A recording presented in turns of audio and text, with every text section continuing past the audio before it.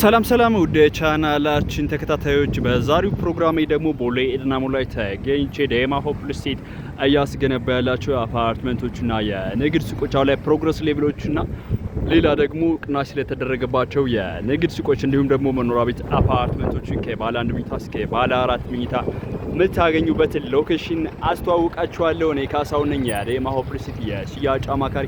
ታዲያ ይሄ ፊት ለፊት የምታዩት አፓርትመንት አሁን ባለ 4 መኝታ ቤቶችን የምታገኙበት አፓርትመንት ነው ማለት ጥሩ ቪው ያለው አፓርትመንት ነው የሚሆነው።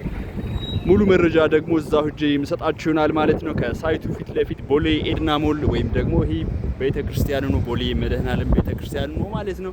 ይሄ ደግሞ አደባባዩ ነው።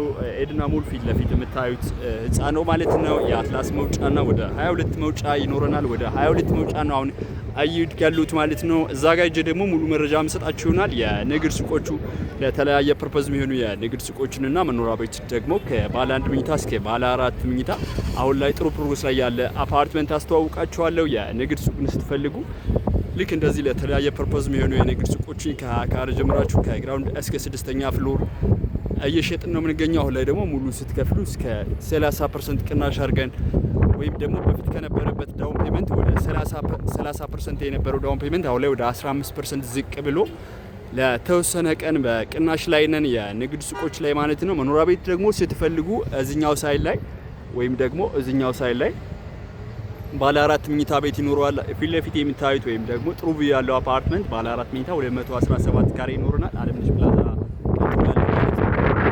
ባለ 4 መኝታ ስትፈልጉ እሱ ጋር ይኖረናል ማለት ነው። ባለ 1 እና ባለ 2 ደግሞ ከሱ ቀጥሎ እያስገነባ ነው ያለው አፓርትመንት ይኖራል።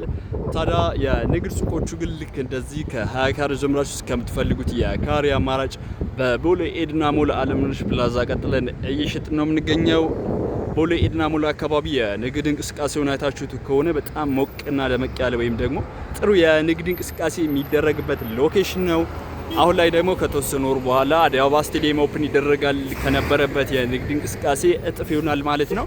የንግድ ሱቆቹን ከካሬ ጀምራችሁ አክሰስ የምታደርጉበት ሎኬሽን ነው። አሁን ዴማ ሆፕ ስቴት እየሸጠ ያለበት ሎኬሽን ወይም ደግሞ ይሄ ፊት ለፊት የምታዩት አፓርትመንት ማለት ነው። ልክ አለምነሽ ፕላዛ ጋር እንዳሉ አይነት የንግድ ሱቆቹን ከካሬ ጀምራችሁ ከግራውንድ እስከ 6ኛ ፍሎር እየሸጥን ነው የምንገኘው። እስኪ ሳይቱ ጋር ሄጄ ደግሞ ሙሉ መረጃ መስጣችሁናል። ተከታተሉ። ተመልሰናል ወደ ቻናላችን ተከታታዮች። ታዲያ ይህ አፓርትመንት ወይም ደግሞ ፊት ለፊት የሚገኘው አፓርትመንት ነው የዴማ ሆፕ።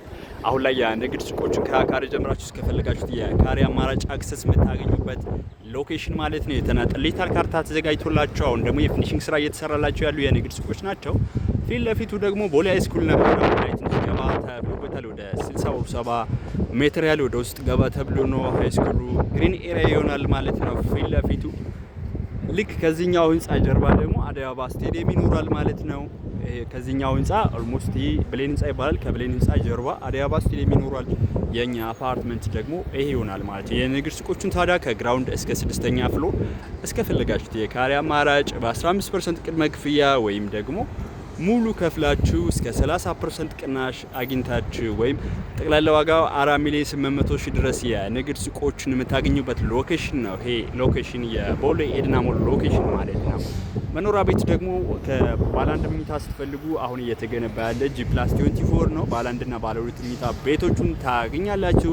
93 ካሬ ባለ 1 መኝታና 109 ደግሞ ባለ 2 መኝታ ቤቶች የምታገኙበት ሎኬሽን ነው። ልክ እንደዚህኛው አፓርትመንት G+24 ነው። ጂም፣ ስፓ፣ ስዊሚንግ ፑል፣ የከርሰ ምድር ውሃ፣ ቤዝመንት ፓርኪንጎችን ያጠቃለለ አፓርትመንት ነው። ለኢንቨስትመንት በጣም ተመራጭ የሆኑ ቤቶቹን እየሸጥን ነው የምንገኘው። ቪዋቸው በጣም ቆንጆና ጥሩ ቬንቲሌሽን ያላቸው አፓርትመንቶች 93 ካሬ 109 ካሬዎች አሉላችሁ በቦሌ ኤድና ሞል። ታዲያ አሁን ላይ በ20% ቅድመ ክፍያ ብቻ በሽያጭ ላይ ነው የምንገኘው። እኔ ካሳው እባላለሁ የዴማ ሆፕ ስቴት የሽያጭ አማካሪ ነኝ።